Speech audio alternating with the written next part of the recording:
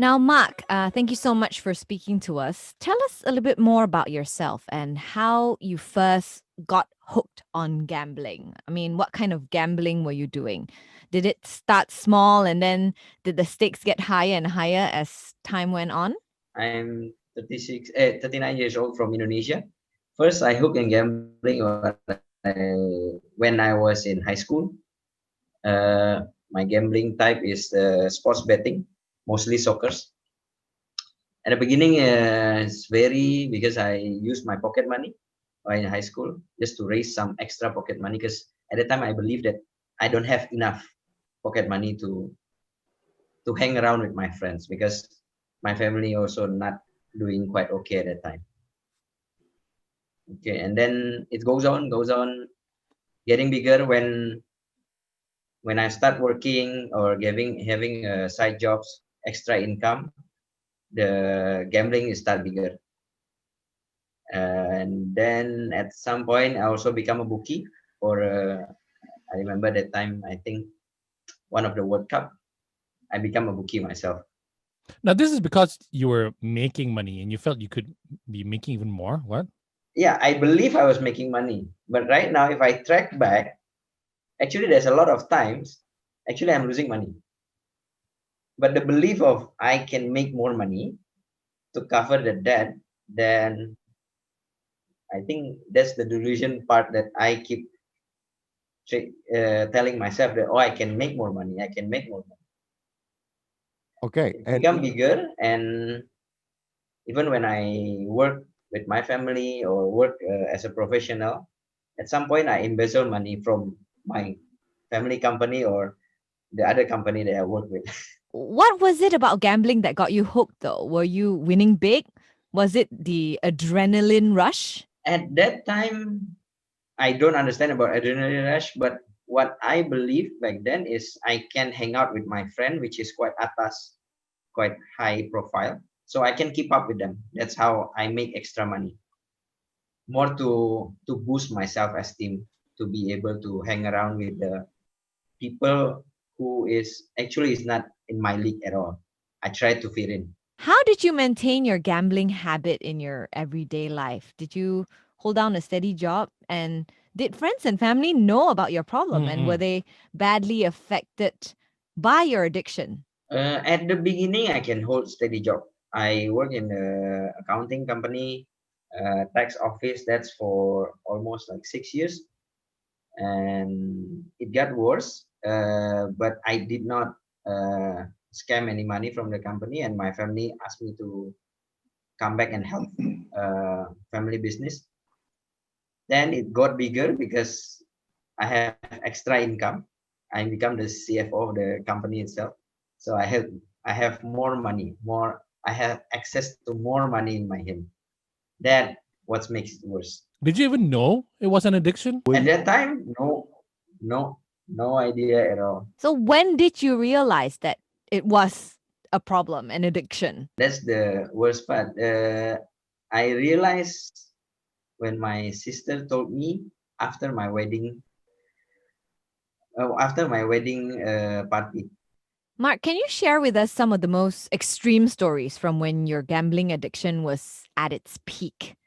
Like, did you ever have to sell something valuable to fund your addiction or maybe borrow money from family or loan sharks, things like that? Did all of that happen? All happened. I think the worst part is I sell my wedding ring, which is uh, quite a taboo thing in my family that it's not supposed to be sell. And but at that time I already been divorced. okay. Yes. So even my marriage is only last like 1.5 years we together, and then after that my ex-wife kicked me out. After we have our son, I stay with our son for until he was 6 months, 4 months, and then she kicked me out from the house. Was it because of gambling though? Yes, because of gambling, and on top of that is a lot of lying involved. Have you ever tried to stop in the past? If so, how did all these attempts go? If they failed, why? We did. My family support me. I try hypnotherapists. I try to see psychologists at that time. I think the third attempt is went to monastery because I'm a Catholic. I went to a monastery, stay there, live like a priest, try to get the spiritual side or slash religion side, to wake up and be in recovery. Uh, and in both, all not working. I think it's because in my head at that time I don't want to stop yet, because I still believe, oh, I still have this debt, a lot I need to pay. That's just my personal justification for me to have a reason to gamble again. Was there a turning point or a particularly bad experience that made you decide you had to stop gambling once and for all? What was the first step that you took when you make that decision to quit? I remember the particular moment that makes me think change my uh, to recovery, to seek for recovery, is when I was sent to Solace by my family. They were saying that because of the debt that I could build up in Indonesia, I cannot stay in Indonesia. People might kill me. That's according to my family. And I stay in Solace. At first, I was thinking, okay, I stay in Solace 1 month, I go out and gamble again. But at one night, one of counselor there were talking to me, just casual talk, and he was saying, "Why don't you stop chasing money and work in Solace? Because he see that I have potential to help people." I said, "Are you nuts? That's only me like 10 days in Solace. How you know 10 days in my head? How the hell you can know my potential in 10 days? Which just doesn't make sense." What were some of the biggest challenges along the way? Did you I mean, people with addiction, they'll get relapses Mm-mm. sometimes. Like with gambling addiction, did you get relapses? Were you very tempted to gamble again? This is quite hard questions. Like even my family telling me that there's no regrets, that they grow as I grow, we are happier now. But I think the only regrets is that the and everything that I put my family through or my close friends because of my gambling, and that I right now not really have a chance to be a father to my son because of the divorce. Other than that, I think all a blessing. Dr. Prem, thank you so much for speaking to us. Now, can you share with us your experience when you first met Mark? Okay, well, Mark has grown a long way from the first day we met. That's the first impression I have to say. Um, you see, I mean, let's talk about addictions itself. Now, what Mark is talking about is what we would call process addictions, okay, or behavioral addictions. Now, there are two types of addictions or two families of addictions. One is known as substance addictions, which we're all familiar with. Substance being anything that's chemical related, heroin, opioids, what do you call, alcohol, meth, or anything that's chemical related. Another form of addictions or compulsive disorders is known as behavioral or process addictions. Now, process addictions, one of them is what Mark just explained, gambling. Of course, there are many other types of process addictions: shopping addiction, eating disorders, kleptomaniacs. These are all forms of compulsive disorders. Yes, shopping is also a form of addiction as well. And some of us are workaholics, which is also a form of a compulsive disorder, and it creates a dependency. Now, why is it that some people turn to gambling, and why is it that some people turn to substances? Now, based on studies, there are quite a few studies which have been published in this area. Apparently, there's something to do with the personality. Okay, so for example, let's talk about behavioral or process addictions. Gambling. Why do some turn to gambling? Why do some turn to eating disorders? Or why do some have what you call shopping addictions? Or why do some of us become workaholics? Again, this is a chronic relapsing disorder. We are dealing with a disease.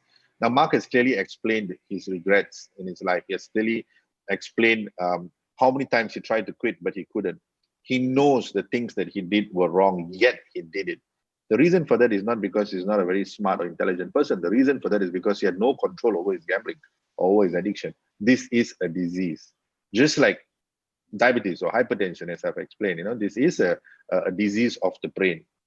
Now, why is it that Mark turned to gambling as a form of dependency? Biological, psychological, social, spiritual. 4 areas. Biologically, there is a predisposition to being inherited. Okay. Psychologically and socially. Psychologically, some people use gambling or addictions as a form of self-medicating, as a form of protecting themselves from being hurt, as a form of fulfilling certain needs. Maybe Mark needed the money. As he said, when he was young, the family were not doing too well. He may have won once or twice, and that would have boosted his confidence. Psychologically, that would have helped his self-esteem. Psychologically, that would have given him a purpose, a hope. So he did it more and more and more, which finally created a dependency in the brain, right? Social. We know today that certain cultures, certain socio-cultural backgrounds, gambling is a norm. Okay, we have worked with patients or clients from certain cultural backgrounds. The parents bring the child and say, hey, well, in fact, even in Mark's case, actually, we all gamble. We play mahjong, for festive seasons. We go to the casinos, and it's a family activity. But how come he has an addiction? How come I don't have an addiction? Right? So trying to explain to them, yes, socio-culturally it is acceptable. Yes, it is part of your belief system, but Mark is not well. Therefore, Mark cannot gamble. When he gambles, this thing happens in his brain, right? Then the final aspect is the spiritual aspect. Again, this goes back to your belief system, your values. If I'm in a family where everyone gambles every day, then my values are that it's okay to gamble. It's a norm to gamble, right? But then when I get an addiction, when I create a dependency or something happens to my life, you telling me, hey, this is wrong, is difficult for me. It contradicts my belief system. So we need to treat this person from all these aspects. And then again, I guess a question that people normally ask us is, does treatment have to be voluntary? Okay. Do I need to want to get well in order for me to get better? The answer is actually not really. Involuntary treatment is still treatment. It's not punishment. That's the key thing. All right. Catching a person who's got a disease and throwing him in prison and trying to cure his disease is not going to work. You punish a person for the crime he has committed, but you still have to treat the disease that has led to the crime. You know what I mean? For example, if a gambling person like Mark, has got an addiction problem, he uses money from the company, he embezzles or he misuses, he gets caught by the law, goes to jail. Now, what's happening is he's being punished for the crime. But what about the addiction itself, the disease that he has?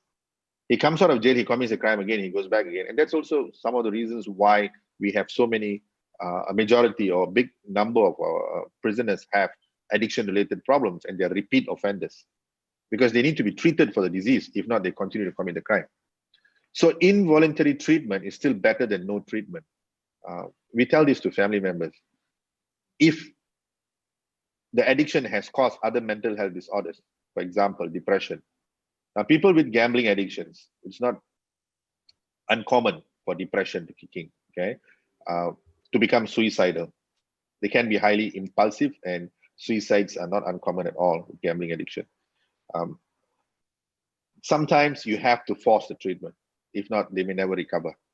And unfortunately, unlike chemical dependency or substance addictions, gambling addictions, family members only tend to find out after it's a bit too late, because it's so secretive, right?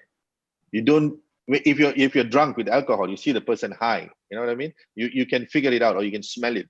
But with gambling, how are you going to know? Unless the loan sharks start pouring paint on the walls, or you start getting too many calls. You never know. And normally when the family finds out, it's a bit too late. What was the first thing someone should do if they want to seek help for an addiction? I think, okay, first of all, symptoms. Let's look at the symptoms when you have a problem. First thing is, right now everybody gambles. Okay, not everybody, sorry, but people do gamble, right? Soccer betting, football betting, And it can start off with something simple, 10 ringgit, 5 ringgit, or a meal. Let me buy you a meal, stuff like that. But that high, that what you call the drive, actually creates a rush in the brain, especially the dopamine. Okay. Now, for someone who has an addiction problem, who's already predisposed, that rush becomes stronger than people who don't have a gambling personality or an addictive personality. Now, when that rush becomes stronger, it's like tung, tung, tung, tung, your brain starts to fire and you get that excitement. When you win, fine, the rush is fulfilled. But when you lose the money, when this person starts to lose money, what he does is he starts to chase the losses. Okay. And chasing the losses also creates a high. So after a period of time, you become preoccupied with this obsession. That's the first symptom. Right? The preoccupation with the winnings and chasing the losses. So most of the day or most of your time is spent on obsessing about this. And that becomes a structure. The structure in the day is so fulfilled that your day, you get up in the morning, you think of this, where am I going to find money to bet? Then you start betting. Then when you lose, how am I going to chase my bets back? Your day is so preoccupied that it becomes part of life itself. Okay. Now, when that happens, the next symptoms would be things like neglect, relationships, because family don't mean anything. Now it's only about my addiction. The gambling is the love of my life. You remove the gambling, my life has got a complete void. Okay. And I need to fulfill the void. What do I do? What do I do? I still need to get high. Sometimes some people get cross addicted. There's such a thing as cross addictions as well. You remove the gambling, now you need to replace it with something else, and they turn to substances also, where they can start to drink alcohol or they can start to use drugs, as long as that high and that structure is fulfilled. So these are some of the common symptoms that you pick up. Of course, the most common one after a period of time would be the money, finances, bank accounts start getting depleted. Jewelry start going missing, as Mark was sharing, even a wedding ring, because it's desperate. The brain says that's a priority. It doesn't think of consequences of actions. Finances, then of course, the banks, the credit cards, finally the loan sharks, and of course comes the depression towards the end. Some of the common symptoms to look out for. But then, like I said, unfortunately, with behavioral addictions, because there's no clear substance that's visible, it takes a while before you realize you've got a loved one who's got a problem. So, doctor, what kind of rehab programs or methods are more skewed towards helping those with gambling addiction? Okay, like I mentioned, okay, like going back to treatment, yeah, that's a good question. You see, with process addictions, two addictions, chemical or substance, and process addictions, two families, let's call it, okay? With substance addictions, it's not as complex as process addictions, okay? It may not take as long a period of time as process addictions, but process addictions may take a longer period of time. The logic for that is because, for example, gambling is legal, right? You find these 4D shops everywhere. You find casinos everywhere. And then, as Mark said, the phone, internet is easily accessible. So we cannot just cut them off. Now, with drug addictions, it's illegal. It's against the law. So there's a little bit of fear there. It can become a way of scaring people when they're in recovery. Oh, if you buy drugs again, you're going to get caught, you're going to get arrested. But gambling is something you see everywhere. You can't stay away from the internet. You can't stay away from your computer. It becomes a daily necessity, right? And as Mark said, the moment he turns on his computer or his phone, goes to the website. So it's a bit more complicated to treat, and it takes a longer period of time. That's the first thing. How do we treat it? We have to use a very scientific treatment approach from the biological perspective, where we need our doctors and psychiatrists and medical professionals. From a psychological perspective, we need to do lots of clinical evaluations, psychological assessments, gather personality profiling, for example. From a social perspective, change of environment. Mark had to learn how to reuse his phone, what the phone is meant for. Internet, how does he block himself? He needs to reuse that whole social aspect. And finally, from the spiritual perspective, Mark needed to learn to love himself. See, he had a lot of guilt. He had regrets. Regrets and guilt are one of the strong predictors of relapses as well. Okay, and he needed to learn that it's okay, that my family has forgiven me and I need to forgive myself. And it's okay. Yes, I was not the good father then, but I can be a better father today. And the key thing is hope. As I mentioned, hope is a key factor. Two people in his life told him that, look, you are a good person. You're not a bad person. You're just not well. You've got an illness. You've got a disease. It's called addictions. So let us help you with addictions and bring out that good person in you so you can help others. That's from the spiritual aspect. So we need a full team. We need a full team who can come together, conduct all these evaluations, come up with the findings, put it on the table, and customize a treatment approach that would meet Mark's specific needs. That's what will help.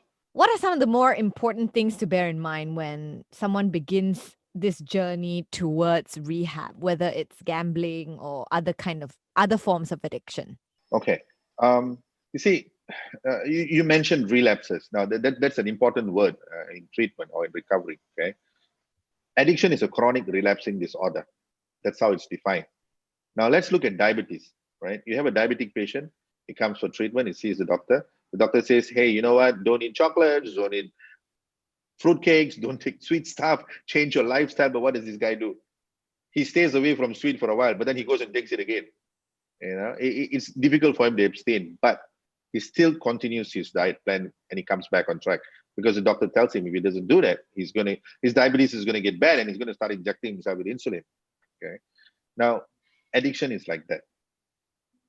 We tell people that yes, there is a possibility you can relapse. Relapses do happen. It doesn't mean you have to relapse. It doesn't give you a chance to relapse, but it just says that if you do relapse and slips happen, it's okay. Get back on track. Right? If you do slip after a couple of years or a couple of months and something goes wrong for whatever reason, it's okay because that may actually be your default mode of coping. But get back on track. And treatment helps people realize that. Once you are in treatment, you know that recovery is possible and your brain is conditioned, your cognitions are modified or tweaked to respond in the right way. When something goes wrong, you know, it's okay. I made a mistake. I'll get back on track. So recovery is a process. Yeah, it's a journey. It's a process. There are a few treatment models. The treatment approach that we use is called the abstinence model, which means if you have a gambling addiction, you don't gamble at all. If you have a drug addiction, you don't take drugs at all. If you have an alcohol addiction, you don't take alcohol at all. You learn to live life on life's terms. You learn to cope, without the substances. That's the treatment approach that we use. And I think there's a lot of evidence actually to prove that this is a better treatment approach. With some types of addictions, with certain types of addictions, there is such a thing as substitute therapy. So you remove the drug and you use some healthy medication to replace it. But with addictions, it's abstinence. You cannot learn to gamble moderately or learn to gamble the right way. Now, Dr. Prem, what is your advice to anyone who might be struggling with a gambling problem? If you think you have a problem, then you're probably right. You do have a problem. Yeah, you don't generally imagine that you have a problem. If you think you have a problem, you do have a problem. My only advice would be please seek professional help. Treatment is definitely possible. Okay, there is always this taboo, this cultural thing, this community thing that it's embarrassing. It's not right for the family. And families do that after a period of time. They start to shut down. They start to protect each other. They start to hide secrets. Mark was talking about secrets and lying. And that becomes not only common with the person who's addicted, but also the family as well. Families tend to protect each other. They think they're protecting by lying.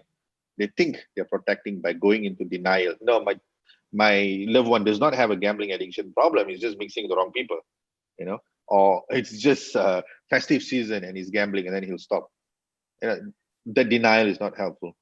If you think you have someone who's got a problem, the chances are very high they do have a problem, and it's okay because it's a disease and you can get help.